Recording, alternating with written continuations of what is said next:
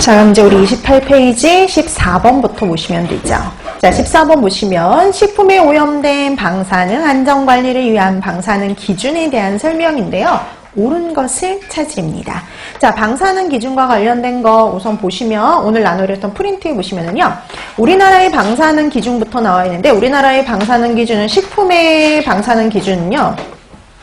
잠정 허용 기준을 보시면 요오드 131은 무조건 모든 식품에서 100 이하가 돼야 되고요. 킬로그램당 100 베크렐 이하. 그 다음에 세슘 134, 137 합쳐서 이거는 영유아용 식품, 그러니까 이제 영유아와 관련된 그런 식품에서는 50 이하가 돼야 되고요. 그 외에 기타 식품에서는 100 이하로 바뀌었죠, 기준이.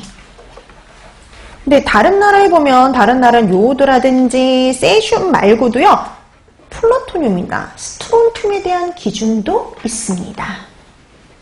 그 외에도 우라늄에 대한 기준도 있고요. 어떤 나라는. 그래서 이게 나라마다 좀 다른데 우리나라는 식품에는 요오드와 세슘에 대한 기준만 존재해요.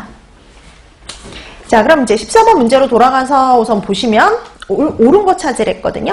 자, 1번 요오드 131은 모든 식품에서 100 베크렐 퍼 킬로그램 이하여야 되며 코덱스 기준과 동일하다. 그래서 우리나라 지금 현재 모든 식품에서 요오드 131은요 100 이하가 돼야 되죠. 근데 우리 저기 옆에 보면 다른 나라 기준도 있는데 코덱스 기준 보면 다 음료수, 우유, 유제품, 채소류, 기타 식품에서 다 얼마 이하냐면 100 이하죠. 우리나라하고 동일합니다. 답은 1번이에요. 자, 그 다음에 2번 세슘 134 플러스 세슘 137은 영유아용 식품, 육아용품, 아이스크림 등에서 100 베크렐 퍼 킬로그램 이하여야 된다. 100이 아니라 50이야. 그쵸? 50. 그 다음에 스트론튬 90. 우리나라 스트론튬 90 아예 기준 없어요. 그 다음에 우리나라는 식품과 먹는 물 수질 기준에서 플루토늄, 우라늄, 라듐의 기준이 마련되어 있지 않다. 먹는 물 수질 기준에는 우라늄이 있고요. 그 다음에 염지하수에서는 스트론튬이라든지 이런 데에 대한 기준도 있어요. 식품에는 없지만 먹는 물에는요 염지하수에서 뭐 스트론튬에 대한 기준도 있고 우물물을 사용하는 경우 뭐 우라늄에 대한 기준도 있고 그렇습니다. 지하수를 사용하는 그런 경우, 이제 지하수를 사용하는 곳에 우라늄에 대한 기준, 그 다음에 염지하수를 사용하는 경우 스트론튬에 대한 기준, 이런데 먹는 물에는 있어요. 근데 식품에는 없죠. 둘 다 없는 게 아니라 먹는 물엔 일부 있어요.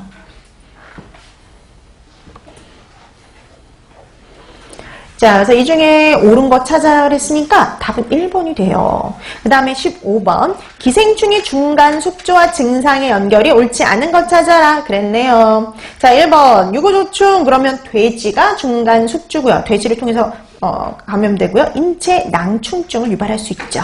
그 다음에 2번. 페디스토마. 그러면 1중간이 다슬기, 2중간이 민물개, 가재였고요. 그 다음에 혈담, 기침, 흉통 등의 증상을 보일 수가 있었어요. 그 다음에 심위장충, 그럼 채소를 통해서 감염되고요. 빈혈, 신경증상, 맹장염, 피부 건조 등의 증상을 보인다. 채소를 통해서 감염되는 거 맞고 빈혈 증상, 피부 건조 이런 증상들은 나타날 수 있지만 신경증상, 맹장염 이런 증상은 보이지 않죠. 그래서 여러분 심위장충의 대표적인 증상은 체독증, 이미증 이런 것들 있죠. 그래서 빈혈, 피부 건조, 이미증, 체독증 이런 것들이 바로 심위장충의 대표적인 증상들이에요. 유구압구충, 그러면 1중간은 물벼룩, 2중간은 담수어였고요. 피부 유종, 발적 이런 것들을 보일 수 있었죠.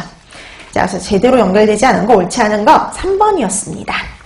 자, 그래서 15번의 답 3번이었고요. 그 다음에 16번 소르비톨에 대한 설명입니다. 옳은 거 찾아라 그랬거든요. 자, 이거는 오늘 나눴던 프린트 먼저 좀 보고 넘어갈까요? 자, 이 소르비톨 같이 당알코올들은요 보통 대체적으로 설탕보다는 좀 당도가 약해요. 감미가 좀 약해요. 덜 달아요. 자, 근데 각각의 특징을 갖고 있는데 이 소르비톨 같은 경우는 포도당의 환원제로 대표적인 포도당의 환원체로요. 포도당으로부터 합성이 돼요. 그 다음에 해조와 마가목 열매에요. 천연적으로 함유되어 있기도 해요. 근데 보통은 우리가 이런 데에서 추출하는 것보다는 뭐가 편할까요? 합성하는 게 편하죠. 그래서 아까도 말씀드렸듯이 포도당으로부터 합성할 수가 있습니다. 그 다음에 소르비톨은 설탕, 당